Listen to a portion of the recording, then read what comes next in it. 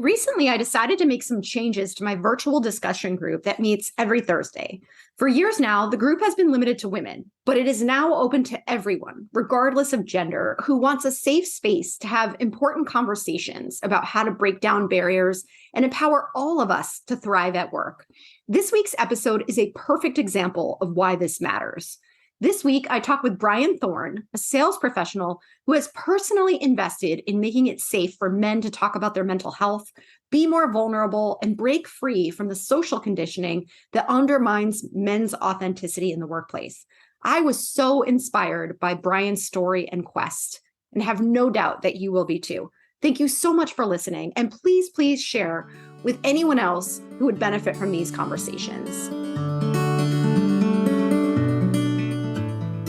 Welcome to the Impostor Syndrome Files. My name is Kim Meninger, and as an executive coach and former high-tech leader, my personal mission is to help professionals overcome imposter syndrome so that you can advance your career with confidence. Each week, I interview a new guest who brings a powerful perspective to this conversation, including personal stories, best practices, and new insights. The more we talk about this issue, the more we destigmatize imposter syndrome, recognize that we're not alone, and empower ourselves to access the tools and resources that can help us and those around us. Thank you so much for listening and for sharing with others you think would benefit from this conversation.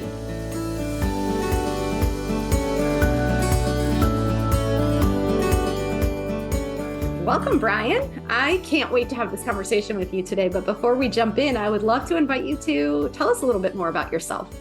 Thanks, Kim. Well, I'm Brian. I am in sales. I've been a sales guy for a long time, and I, like many salespeople, fell into it almost on accident. My historical background, my academic background is actually in veterinary medicine, which is not the transition you usually make from medicine into sales. But that was where my mental health journey really started, what I struggled with for a long time. And today, thankfully, it's taught me a handful of lessons, but it's also helped me frame sort of the ongoing problems that we still have. So at a base level, hey, I'm a millennial sales guy trying to figure out the world and not be too angry at corporations everywhere. But at the same time, there's a sort of personal reflection that, hey, I need to take care of me. I need to take care of my friends and family, and mental health is usually a missing piece in that conversation most days. And can you say more about just what you've learned about the mental health journey for, I would say, the general public, but especially for men? Because, one of the things that really drew me to you was the Boys Get Said To name. And it just really reinforced for me the fact that it's not always socially acceptable for men to talk about feeling anything that might be perceived as quote unquote weak or vulnerable. And so I can imagine that your journey has been challenging. Sure. Yeah. So let's rewind all the way back to young Brian.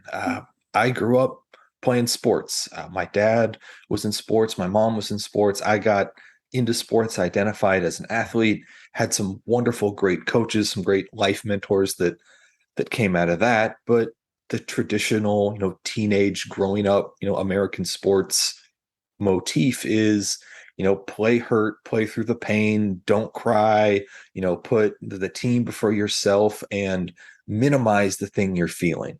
I think looking back, there is a difference between putting other people first, but respecting yourself, and then minimizing yourself for the sake of someone else. And I think that's a balance that's missing in sports. Not earth shattering here, but that's the playing field that got set. I matriculated into veterinary medicine. I was in veterinary school, and you've got this expectation that life is going to be very, very hard for 4 years. It is brutal. If you make a circle with your hands and you look at that entire circle, that is every animal on the planet. And if you draw one teeny tiny little skinny line, from 12 o'clock to the center of the circle, that's the only animal veterinarians don't treat. Human beings. Everything else, any animal that can't talk to you is your responsibility. Wow. and it's a little intimidating. How does a kidney work in a pig versus a horse versus a dog, and how do you treat insects in a laboratory setting, and tons of ideas. And the idea that's put out there is life is brutal, it's tough, and eventually you'll have a DR period in front of your name, and that's okay. You'll be Dr. Brian instead of just Brian. And so life's going to be awful until then. What the veterinary medicine industry is struggling with today is it's a really difficult mental health conversation. And we can pull up the stats and look at it, but compared to the general population, a veterinarian, especially a male veterinarian, is 5 times more likely to kill themselves than the average human being. At a base level, and it's very surprising to hear this, every animal in a veterinarian's care will almost certainly be killed by that veterinarian. Your dog, your cat, at the very end of its life, it is the veterinarian's responsibility to help it leave this world as peacefully as possible. We are taught, medically speaking, that death is the end of suffering. And we're given the tools to make that transition as smooth and peaceful as possible. So if we, as medical professionals who have been told these 4 years are going to be awful, and the rest of your life may or may not be great, but these 4 years will be awful. We've agreed to that. We've been given tools to end suffering. Occasionally, we turn those tools on ourselves. Oh, that's so wow. That is not where I thought you were going with this, but that makes unfortunately, a lot of sense. And it's sad. I had a classmate in my my second year of veterinary school, comes from a veterinary family, well-liked young man, lots of friends. He killed himself in school, in our class. He was going out for a social event that evening and didn't show up. And we all had this, I think it was a productive conversation the next day, the next week, positively reflecting about it. But many people don't have that dash of reality. He was a great guy, but it's going to be awful for 4 years was intimidating, became overwhelming, and he was taught how to end suffering. And unfortunately, that was the decision he made. And so that's my background. I say it with a smile on my face, and I don't mean to be flippant about that, but that's my background. I come from boys are tough, be hard on the field, and don't complain and play hurt and just deal with it. And then, hey, the next 4 years are going to be really, really tough and awful. And here are tools to deal with suffering. And so all of those things came together, and I decided to get out of veterinary medicine. I did not become a veterinarian. I am not a doctor. I joke I got half the degree and all the student loan debt. Oh, and I needed to do something with my life. I was getting married and needed to provide for myself and a fiance at the time, a wife now, thankfully, and fell into sales because it's something that you can talk your way into if you're gifted enough at speaking. And sales, at least a decade, 15 years ago, didn't have a lot of support structure. It was either you'll figure it out on your own and you'll be great and we'll be glad to have you, or you won't be so great and you'll leave and we won't have to fire you, and that's okay too. So how was that transition for you from coming from a very different world, and those types of transitions are naturally anxiety provoking? What did it feel like to come away from something that you probably had expected would go in a different direction, and now found yourself in this whole new world? Yeah, different direction, whole new world. Those are good words to use. I didn't know it at the time, but what I knew was I understand people. Saying that as a veterinarian is really interesting. But before you can administer medicine, before you can do a physical exam, before you can figure out what's wrong with Fluffy or Sparky, you need to address the human being in the room. Dear cat dog, or cat parent, dog parent, how can I help you be okay with what's going to happen next? And then I can start addressing the animal. Almost always it's a wonderful conversation. And I got to play with puppies and kitties all day. That was really fun. Then I got to help puppy and kitty get better. Sometimes a little problem, sometimes big problem, sometimes really sad, difficult conversation. But that taught me how to respectfully approach people with a purpose in mind, and not just, check the box. All right, I talked about Kim's feelings. We can move on to the next topic, but have it feel like we're having a conversation, actually engage in conversation where we get to know each other a little bit. And it's not just I'm helping your animal, but I'm helping your family. And you've invited me one, maybe two steps into your family to help make that transition possible. And so I understood people. I felt like I understood people. And so getting into sales, I tried to match the scripts and the talk tracks and the here's what you're going to do when you say hello or knock on a door with the hi, I'm Brian. I know I am bothering you right now. I know you didn't ask me to be here. How can we, as adults, either have a productive conversation or productively, politely end this conversation so we can both move on? Wow, that's so interesting how transferable certain skills are, right? Because you wouldn't necessarily on the surface think of sales and veterinary medicine as being related or having any kind of commonalities, but it makes perfect sense what you're describing. And not to disparage our human medical colleagues, but we talk about some doctors having great bedside manner and some doctors not having great bedside manner. With a small handful of exceptions, almost all of your veterinarians have to have pretty good bedside manner, because no one's going to let you deal with their animal, deal with your cat, your dog, or they're certainly not coming back if they had a bad time. And so either by personality, through training, experience, or even through the academic world, a little bit more human care is taught in veterinary medicine. But to be fair, in human medicine, I don't have to read nearly as many textbooks. So, there's a trade-off there.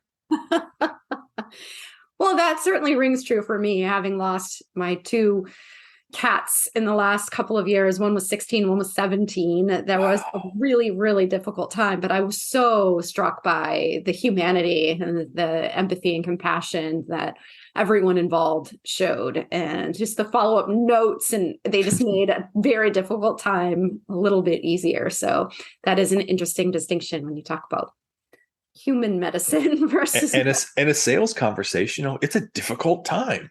I've either bothered you or you have to spend money and interact with a stranger you don't want to interact with. Very different, but it's a difficult time that hopefully I can make a little less bad. And so how do you feel today with the decisions you've made along the way? I don't play with near as many puppies and kitties. So that's a little tough, but it was, again, tough mental conversation at the time, but I am acknowledging that I'm much happier today than I was back then. I'm much more productive, successful, feel better about myself. I feel like I'm contributing to my little space of the world more than perhaps I could have as a veterinarian. I did have a wonderful example growing up. I worked for a guy, Doc. Every doctor was Doc back then. But Doc had a successful career for 20, 30, 40 years and gave back to the community and helped support the farming and agricultural efforts in the local schools, and worked with the police horse unit. He did everything. Doc gave back. But I realized that you have to earn that ability after 20, 30, 40 years. Veterinarian day one isn't giving back to the community right away. They're undoing the 4 years of awfulness that they've just come out of. And it takes time to get your feet under you. Well, I find that a lot of times when you have a certain goal in mind or a certain career path that you're following, and then you decide you're not going to do that anymore, that there are a lot of stories that come through your head of, especially when you're talking about a field that is known to be giving back or to be doing good work. And there's a lot of heart involved in what you're describing too. And so, I talk to people all the time who say things like, anybody would love to have this job. Why can't I be happy? Or, this was my dream and I couldn't cut it. Or why am I not more grateful? Just all kinds of things that sort of undermine their confidence or their sense of self at a time when it's already not working, which is the reason why they're considering making a change in the first place. It gets kind of layered. And I think it's so important to acknowledge that just because something is good to one person, and it can be viewed as a service, doesn't mean it's the right career path for you. Certainly. That's totally fair. Yeah. I pursued this path so that I can do all of these things. If I change my path, how can I still do those things? I will say I am either incredibly lucky or incredibly ignorant that I had life goals set first. Be a good person, be a good husband, be a good dad. There were 3. And I said, how can I accomplish that in the most fulfilling way possible? And having met Doc, having met other people in the animal industry, I said, wow, here is one way that I can give back to other people and support their families through their dogs, their cats, their horses. And that's how I can be the good person. And I see after time, Doc has gained the ability to donate time, money, resources, expertise to help to give back. Oh my gosh, that would be so fulfilling. And my career will naturally progress and I will earn that ability. And that's fulfilling. So to go back to the veterinary school crisis, I realized that being good person and being good husband, eventually good father, in the world that I created, those couldn't all coexist. And so that was like a crisis moment of, I only wanted 3 things in life, and now I'm giving up on one of them. It's a dark time, to be fair, but I came out of that, and after a number of breathing exercises and ability to calm down, I saw that I can still be a good person in a different way. And I'm reframing my reframe, to be fair, so I'm zooming out twice, but I can still hopefully be a good father in the future. I can still hopefully be a good fiance, then husband immediately. How can I pursue this third goal? And as almost everyone in sales will tell you, it's the money provides that answer, and money links up with flexibility. And if I can find financial freedom and time freedom, well, now I can do all sorts of things for all sorts of people. And it's not about being the number one guy in this place or going to this big old company and being crowned the king of sales. But if I can find a productive venture, if I can be part of that for a while and I can put into the company so that I could then receive some flexibility on the back end, then I can achieve my be a good person goal while I'm taking care of number 2 and 3. I love that you talked about setting life goals first, because I think then it really does reframe the role of your career in your life. If the career is the end goal and something changes, that becomes an identity crisis, right? Whereas if the goals are bigger than that, then the career is just another vehicle for achieving those life goals. And so that makes interviewing hard. Why do you want to join our company? I'm like, I want to not be an awful human being. And I could do that here. It's a super low bar. And then we're going to have this series of interviews and I'm going to find out, yes, I can achieve that bar here happily, or I can achieve that bar here, but you're going to make my life miserable. And that's a bad trade-off. And so in many ways that actually led me to my current field of study. I'm pursuing an MBA program. I love it. By the time this is published, I'll have completed my concentration, and then my core classes are coming up after that. And so I joked in class that my new life goal is to be a middle manager that doesn't suck. That is a great goal. You're going to make so many people's lives better.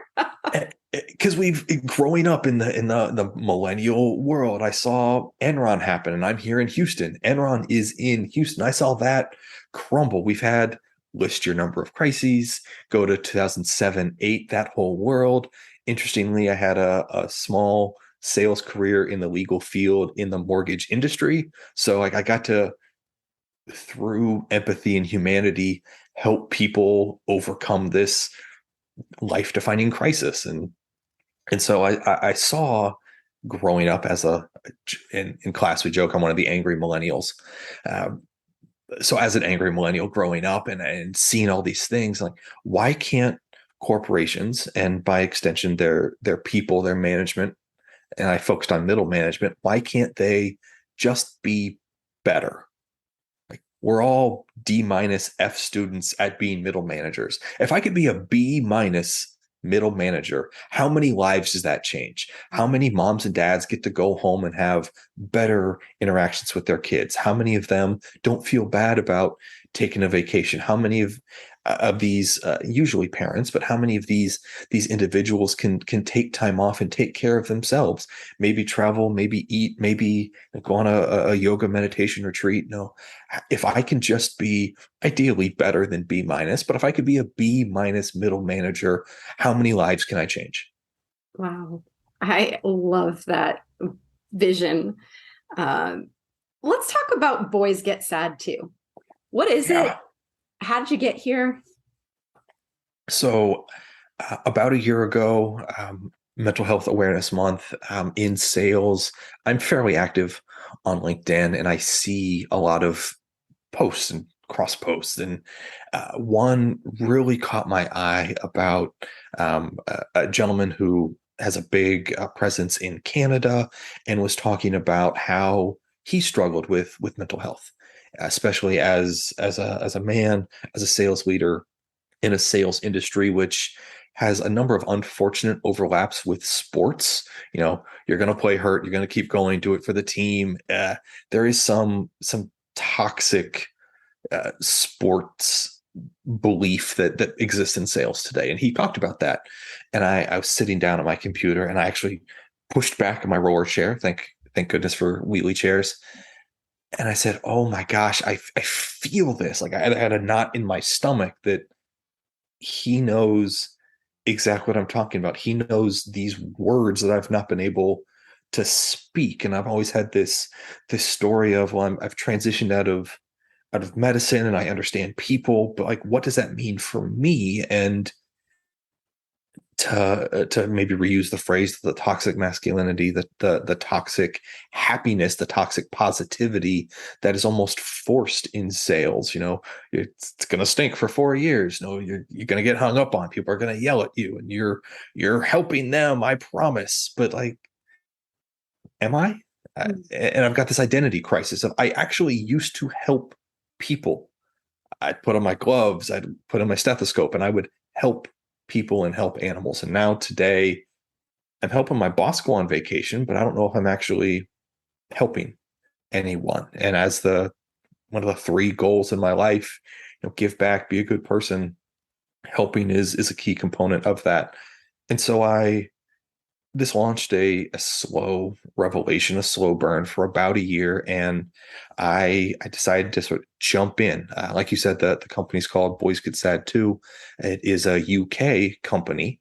And I started reading, digging in a little bit more. And it's interesting that we talk about this fear, this stigma of talking about your mental health.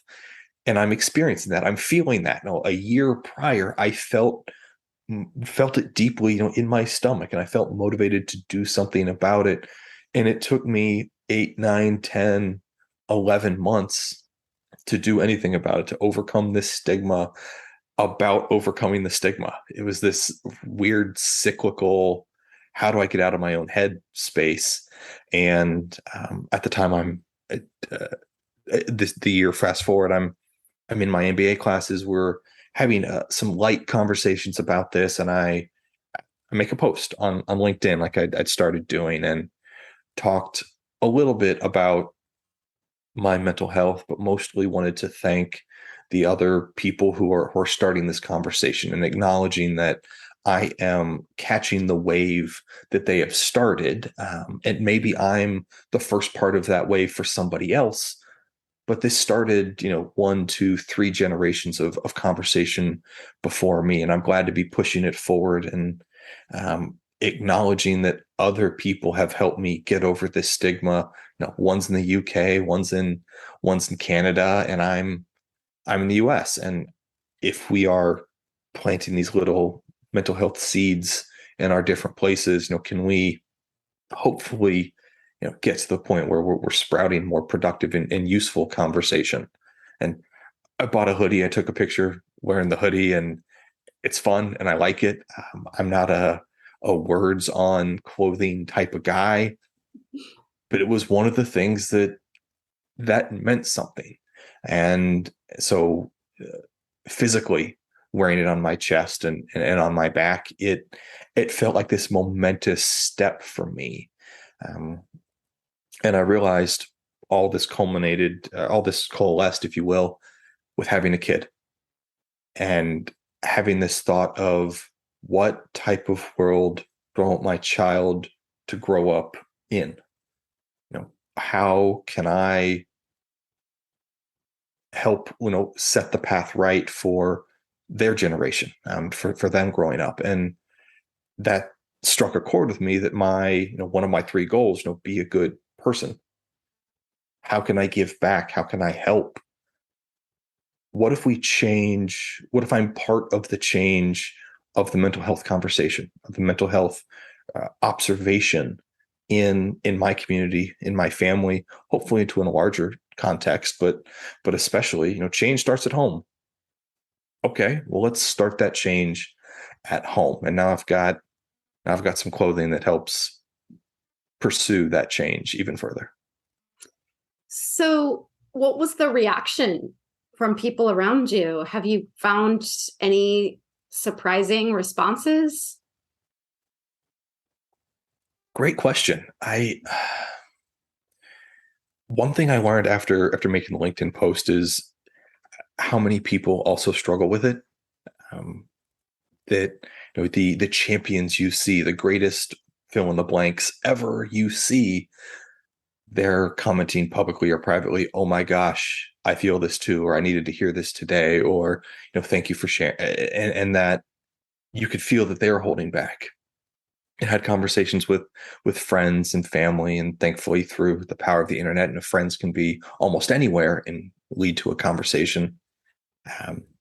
And I don't want to say outpouring of support, because it wasn't that type of message. It was almost this tried to be inspirational, or at least reflective and humble. I think maybe humble's the right word. And I'm humble enough to say I've struggled, I've stumbled. Here's how I've started to stand up. Here's where I'm starting to feel better, progress and move forward. And I'd like to share that secret with you. And with social media, life hacks have been a big thing. Here's my how to be a human being life hack, especially as a man, especially in sales, especially if you come from a sports background of these are all the things you do. Actually, maybe not. And so that ties with my angry millennial from MBA class of like, why are things the way they are? Why do we accept this? Because objectively, it's kind of broken and awful and rotten. And let's not perpetuate that. Let's fix this. That's so inspirational. And obviously, as a woman, I don't know what it's like to be a man. But as I was sharing with you before we hit record, a lot of my work has been focused on really helping women to navigate traditional gender stereotypes that have held them back in the workplace. And so there's, different kinds of confidence challenges and challenges around being more assertive and leadership presence, et cetera. But I really have been thinking a lot in the last year or two about the ways in which gender stereotyping traps men as well. I'm the mother of 2 young boys, married to a man, and I worry about them as well. And I want my 2 kids to grow up in a world where it's okay for them to feel an entire range of emotions, where it's okay for them to be vulnerable and empathetic and not feel like they're being weak. And I am hopeful that we're starting to slowly move in that direction. But as a man, how safe does it feel to go against years of conditioning that tells men that it's not okay to do certain things. Yeah. And that parent observation of, oh my goodness, how am I going to all of these things?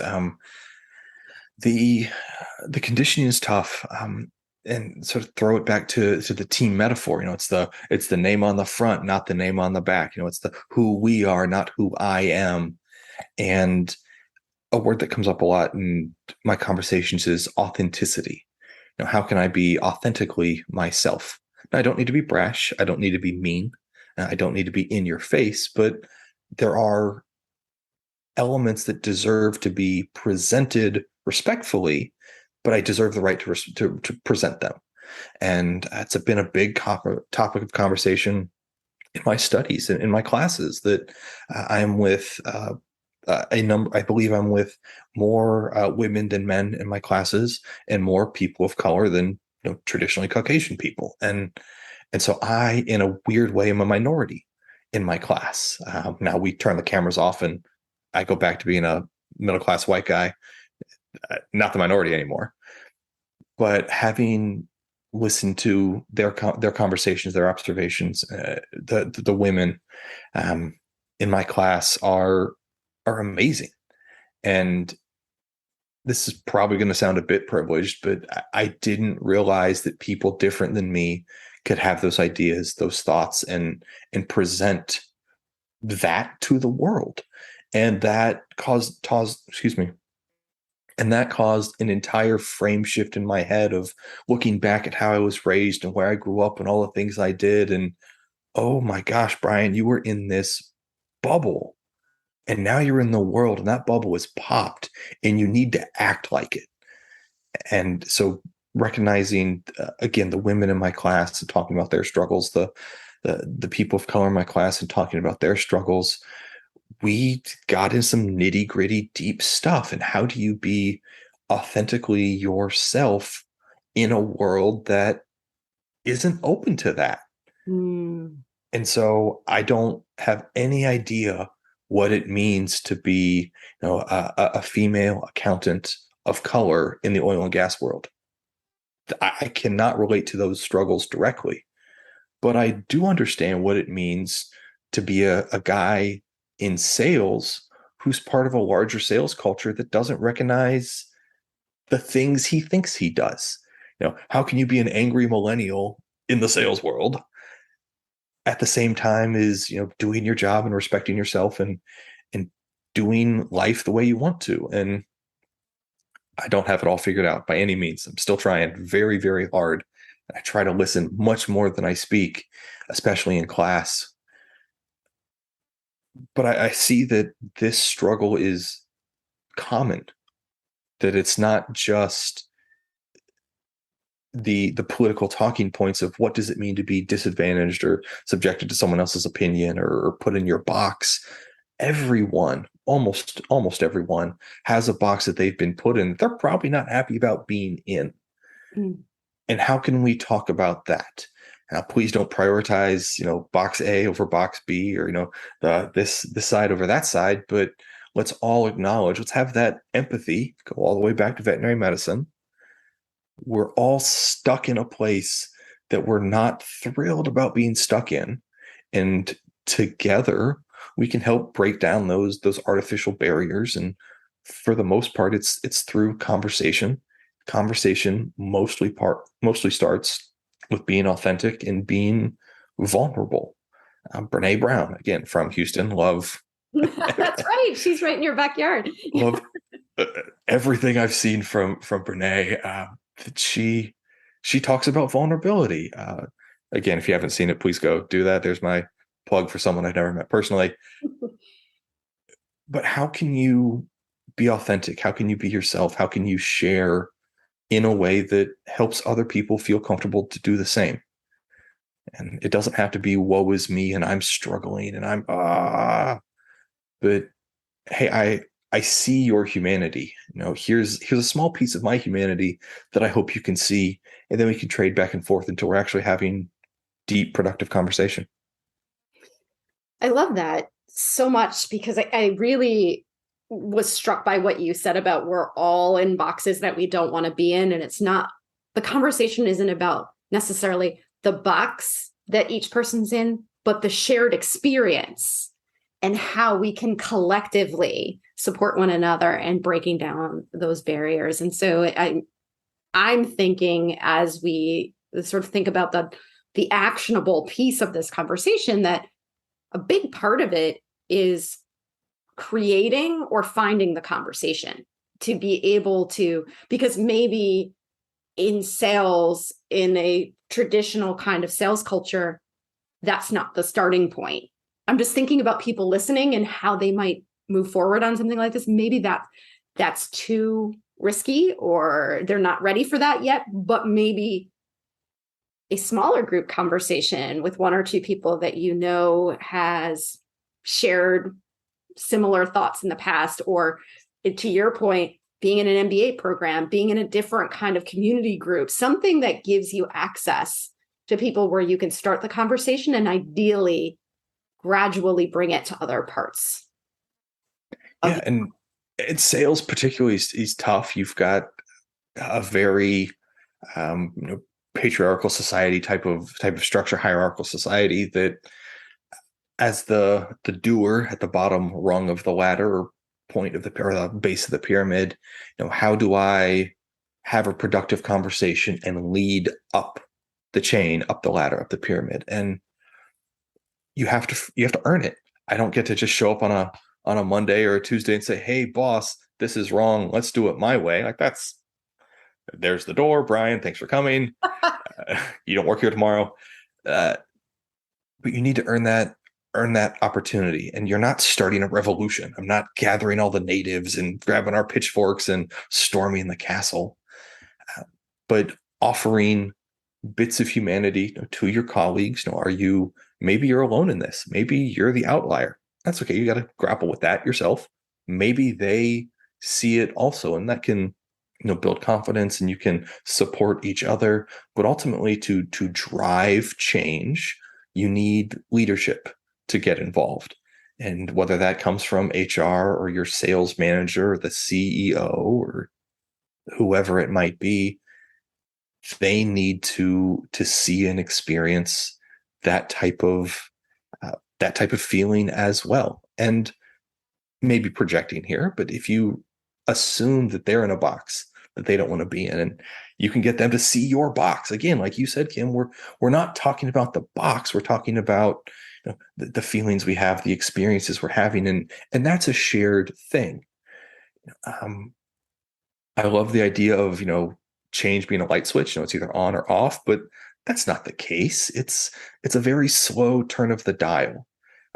Not many people have gone sailing. I was at Scouts way back when, and trying to turn even a small sailboat, like, it takes forever, and there's no car you can drive that'll give you the appreciation of a turning radius of a 20-foot boat. Like, there's nothing. And I remember being 14 or something, sailing this boat on this lake and like trying to turn around, and it takes forever. But if you don't start turning now, you are definitely going to miss your opportunity. And so there's this new strange metaphor to put a pin in the conversation of start the turn now. How can we take the first step? Maybe in your office, it's 5 steps, maybe it's 10 or 100 steps, but you got to take that first step. And a lot of that is through conversation. And the scary part, sales, sports, men, is that conversation starts with vulnerability.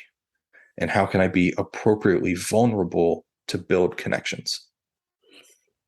I'm so inspired by this conversation and so grateful to you for having it with me. Any final thoughts or anything that you want to point anybody to as a takeaway from this conversation?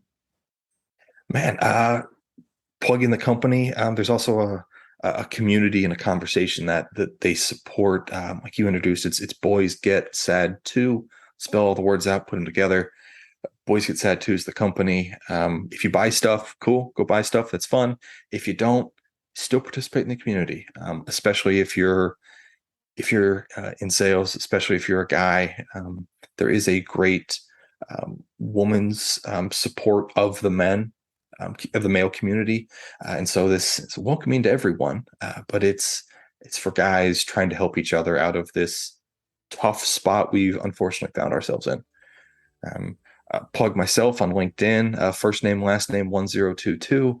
That is how you can find me. Dig through there, find the posts from May. There were mental health support and awareness, and I call out to the different colleagues that I've interacted with, and you get down this LinkedIn rabbit hole of following them and interacting with them, and it lets you know that there's a community out there. And I may be your first experience with this wave of change, but I promise you it started multiple generations of people ago, and hopefully you're on board with us. Well, we will definitely link to that in the show notes too, hoping that everybody will check it out. And like you said, I love the analogy, just start now. Change is hard. Change takes a lot longer than we want it to, but start now. So thank you again, Brian, for this great conversation. You're welcome. Thanks for having me. Thanks so much for listening to the Impostor Syndrome Files. If you would like to continue this conversation in a safe and trusted space, I would love for you to join my virtual discussion group every Thursday at 12 p.m. Eastern. For the past several years, the group has been limited to women, but it is now open, regardless of gender, to anyone who is interested in exploring and troubleshooting common workplace challenges, building better awareness of ourselves and others, and becoming more inclusive allies at work. Check out the show notes for more info on how to find us, and please join us next week for another episode of the Impostor Syndrome Files.